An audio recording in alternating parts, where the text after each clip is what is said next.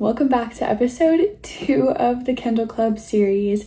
This is episode 2 of In Good Company. If you guys missed it, last week we talked about chapters 1 through 12, and this week we're going over chapter 13 through 24. You guys are wanting to watch all the episodes, they're in a playlist so you guys can watch them all together if you're interested. But welcome back to the book club. I feel like this is a super fun place for us to hang out and just chat about books, and it's super fun. So make sure you subscribe, like the video, turn on the notifications, all the things so that you don't miss the next one. So this is her. She's gorgeous. We love her. But let's freaking dive in because we left off on a cliffhanger last week. So last week was when Lucy was about to go get some wine because Callahan had asked her, bro, why are you recording yourself and why did you delete it? What's happening there? And so she was like, I'm gonna go get some wine before I answer that. And we're all just kind of like, bro, is it that deep? Why do we have to do that, you know? She's obviously nervous with telling him about why she's filming herself, and I don't know, she just seems to be very afraid of what people will think of her. And while I can relate, and I'm sure many readers who are reading this book can relate to her, it is also kind of like, girl, it ain't that big a deal to be grabbing a bottle of wine. Come on now. But the support that he gives her and holding her hands and rubbing the little circles on the back of her hand and just showing his support and not making her feel little and small for her dreams and for what she wants to do is chef's kiss. Okay, top tier. I love how supportive he is. Also, the sexual tension between the two is just simmering and building, and I cannot wait for the boiling point. Okay, this chapter I feel like it really was the little ghost of a touch here, a little close proximity, but nothing too crazy, but it just makes you want it more, you know? Ending the chapter with, I'm not known to do things from the goodness of my heart. That shouldn't be hot, but it is. It's giving bad boy, but he's good for her, and I'm into it. So that was everything that I had for chapter 13. 13 was also in Lucy's POV. It tends to go back and forth. So one chapter will be Lucy, the next will be Cal, the next will be Lucy, the next will be Cal. It's not usually the same person's POV 2 times in a row. So chapter 14, we have Callahan. I don't have much for this, but him saying a boss can miss his employee, trying to convince himself that yeah, every boss misses their employee. It's just funny to me that he's really trying to gaslight himself into thinking that he doesn't have feelings, and boy, you're delusional, but that's okay. And then his jealousy when Jude is over at Callahan's house and he realizes that Lucy made these waffles for Jude. His reaction is just so funny to me, especially because that's his best friend, and obviously Jude is just trying to get a reaction out of Callahan, and I think it's hilarious. Love Jude. He really does give Riddick. If you've read Fourth Wing, Jude is giving Riddick. The whipped cream incident, do a dollop of Daisy. Okay, I know that's sour cream, but she did a little dollop and then she licked it off, and the whole time Cal's just watching her, mesmerized. And then Jude, being the funny little buddy that he is, it's just, yeah, him needing to go get a cold shower. I don't know why that's so hot when a dude has to go take a cold shower to calm themselves down. To me, whenever I read that, or it's in a show, whatever, I'm a fan. Chapter 15, there really wasn't much. We're back to Lucy's POV. This is more just building chemistry and tension between Callahan and Lucy, and trying to see are they gonna kiss yet? Are they not? The chemistry is just building and building, and I love it. I also love the idea of Charlotte and Jude together. hopefully that happens. I think that's super cute. I love his like funny, goofy personality with Charlotte's fieriness. I love that combo, so hopefully they get together. And then same, chapter 16 really didn't have much either, other than the fact that this like golfing thing was actually a couples event. I was shocked. I was like, wait a minute. They're not just the caddies, are they? But also the perfect opportunity for them to have quality one-on-one time together and it not be like suspicious for the reason that he's her boss or whatever, like that she's so hung up on and that he's so hung up on is like, I'm her boss, like he's my boss. They're at a charity event, like they're at this together. In a way, they don't have to be careful because like they're at this tournament like together, you know? And then him saying, I get to spend the day with you, my day could never be ruined. Swoon, okay? Callahan just always has the perfect thing to say. Like he always just says what's on his mind and doesn't think twice about it. He's not overthinking it. He isn't just like saying what he thinks that Lucy wants to hear or saying things just because. He says it with intention, and that's why I love him. Chapter 17, they're officially at this golf event and they're in the golf cart together, and then Callahan's little like pinky touch to her thigh, like just barely a graze, you know? Again, we're building that tension, building that chemistry, and I'm obsessed. This is like the slow burn, but not at the same time. Like the whole time this is just such a tease, and I'm so here for it. And then also the fact that he just knows that she has something on her mind. Like they haven't known each other for that long, like not really for that long, and the fact that he can already see her face, look at her expression, and know like she's clearly thinking about something. Like I love that he picks up on it, and I love that he calls her on it, and he like wants to know what's going on to try and make it better. He doesn't just like, I'll probably leave it alone, because some guys do that. They're like, she'll talk to me when she's ready. Not Callahan. Also, him middle naming her, how dare he pull out the legal name? But also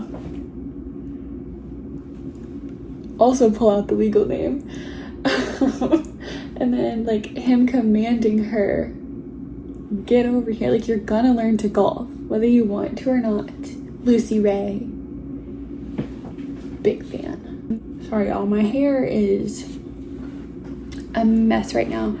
Then we get to chapter 18, which is also like there's not too much happening. Again, this is like the simmering tension. I feel like a lot of the chapters in this section was just building that tension, building the heat. But this time he's like actually teaching her how to golf, and that close proximity, like they're basically like sandwiched together while he's trying to teach her, and he's so patient with her. He doesn't care that there's a line of people in their golf carts waiting to take their turn.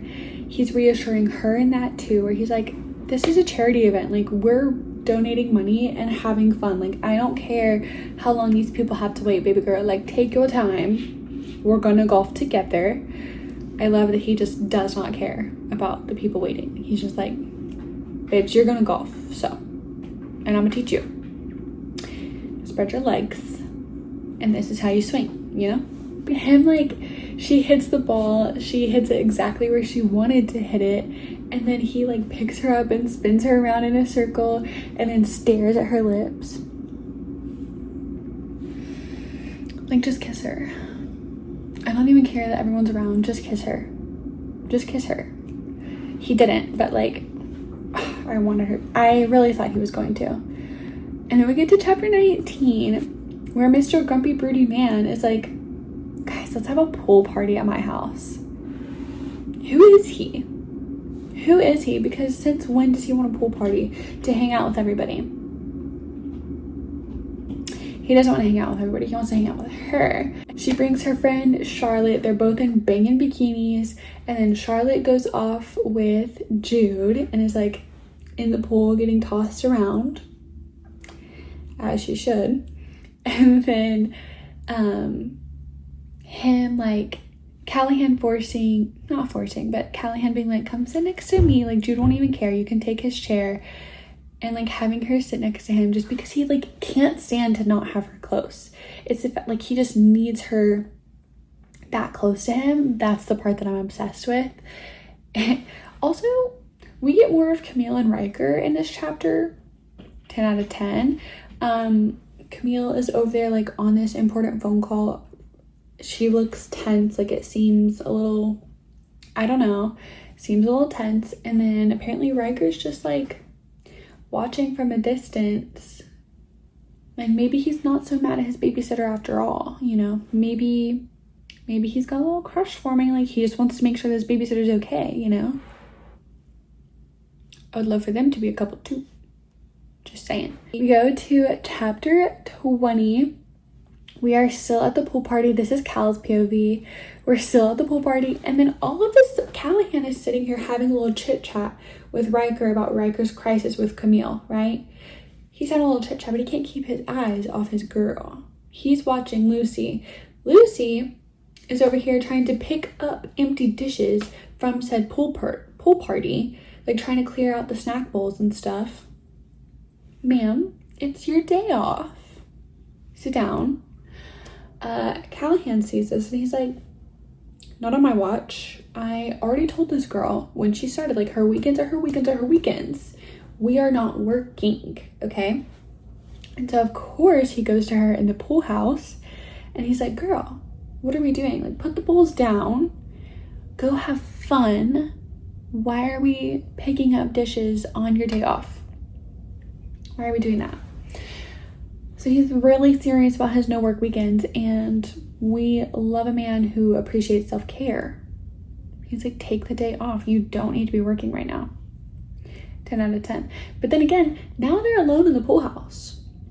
He's in his swim trunks, abs on full display, and then she's in her bikini, full display, you know? Could this be where they finally have their first kiss? Could it? I'm literally obsessed with the amount of tension growing between the two, and I'm just like, every moment it's like I'm biting my lip, like, when are they gonna kiss? When are they gonna kiss?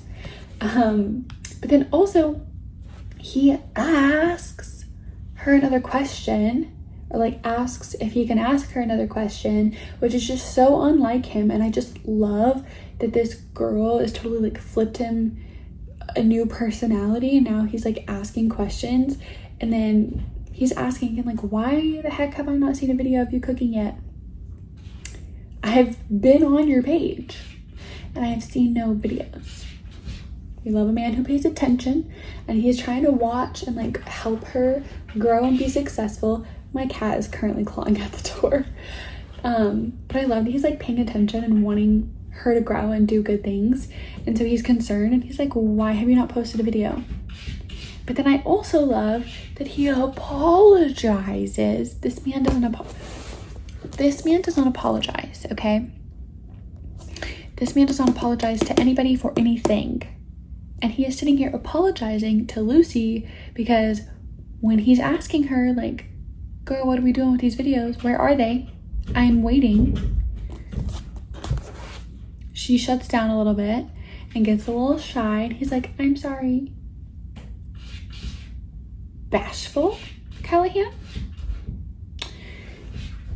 We need to add him to my list of book boyfriends, but let's let the cat in so she can quit clawing at the door. Also, last but not least for this chapter, him saying teach me then. I was hoping that we were going to get to this. Like, I was hoping she wasn't going to teach like Jude or somebody so that she could film her video and feel more comfortable, or like even Charlotte. I was hoping that she was going to teach Callahan. And so the fact that he's like, teach me then. Yes, sir. So Bella has joined the party. She's joined the group. She's ready for book club. She's a little late, but she joined. She wants to get up on the table. Okay. You stay here. Now we are at chapter 21, and this is the chapter where they finally share their first dang kiss. An amazing kiss, might I say. So they're still in the pool house. They're obviously like feeling the moment, and she's like trying to think of reasons why she shouldn't kiss him. Again, he's my boss. He's past that. He doesn't care that she works for him. He's ready to just get in there, okay? Can't blame the guy. She's still hesitant, and she dares open her mouth to say, but what about Oliver, aka his brother? Girl, he's an ex for a reason. Move on. To Callahan, clearly. But then him kind of like being growly about it, and he's like, what about my brother? You really want to think about him right now? Or do you want to think about me? And then he is like doing these little tantalizing, teasing little soft touches here and there. Her thighs, the bikini strands, him like rubbing his thumb along her lip. The building tension is just, it is too hot. It's too hot. There's like a whole party world going on around them, and they're just in the pool house, they themselves and them, like having a moment. Fire. And his obvious excitement, if you know what I mean, about this encounter. Hot, because like obviously she did that, you know, like she did that. She got him there. Always a good feeling. And then closing the chapter with her bold self saying, close the distance and find out. Who knew she had it in her? Like, I knew she's a little spitfire, but like, again, she's also kind of innocent. So who knew? I'm a fan. I am a fan. She is bold, and I love it. Then we get to 22. It's Cal's POV. I love that the kiss happens in Cal's POV first rather than hers, because I think seeing the guy's perspective is just so much more fun with like intimate scenes like this. But we're back to Cal. They finally kiss. His dirty talk. I was gonna say who knew he had it in him, but we did. We knew he had it in him. He's got this BDE, like, I'm just very supportive, obviously. And then getting caught by freaking Margot. I just had a feeling somebody was gonna catch them in the pool house. I thought that they would get away with it. And then as the kiss was like growing more intimate, they're pushing boundaries in here, okay? At this point, it's become more than just a kiss. We are borderline to different stages of intimacy here. And Margot walks in, and she's like, oh, sorry, I didn't know we were using the pool house for a makeout sesh. Honestly, it was kind of groping, but like, again, we're a fan. But then her being like, I understand her being embarrassed by it because that's her boss. Again, we know. But she's also like a woman trying to make a name for herself, and not only is it her boss, but he's very, very wealthy, like billionaire status, and so she doesn't want people to get the wrong idea about her and the wrong opinion of like why she's kissing him. So I can see like why she's freaked out by that and why she's kind of scared. But then him like stopping her when she's trying to say we shouldn't have done that, I think is so dang cute, because he's just like doesn't want her to minimize what they just shared in the moment that they had together, because he knows it was something special and he just won't let her downplay it. And I think that's so cute. I'm also learning that he really does like wear his heart on his sleeve. He is not shy about what he feels and when, and he will tell her. And the fact that like he didn't say this out loud, but him admitting to himself even that he didn't regret it, because I figured between the two of them, I kind of anticipated him having a worse reaction if they were to be caught. I thought maybe he would be more freaked out. And I love that he's not. I love that he's just like, yeah, I kissed her, and what? I would do it again. 10 out of 10, you know? And now we're back to chapter 23, and we are in Lucy's POV. This is immediately after their kiss, and she is running to get Margot because she's embarrassed. And the moment she called the kiss a mistake, like it was just to her, but calling it a mistake, no ma'am. Now you know deep down that it wasn't. You know deep down that it was the best kiss you've ever had in your life. Don't disrespect our man like that. I stand by Callahan in this moment. I'm on Callahan's side. But then we get to know more about Margot and the fact that she also, like, her husband literally is her ex-boyfriend's brother. And so she's done this before. It was a whole scandal. Hers ended up much worse by this point, like blown up on the internet and everything. Like her situation ended up being so much worse publicly, but the fact that she is encouraging Lucy to like go for it, or not even go for it, but just enjoy her time while she's here for the summer. Just enjoy it. Like, why are we panicking? Why are we overthinking? Just have fun. You're going home in Virginia. Like, what's the worst that could happen, you know?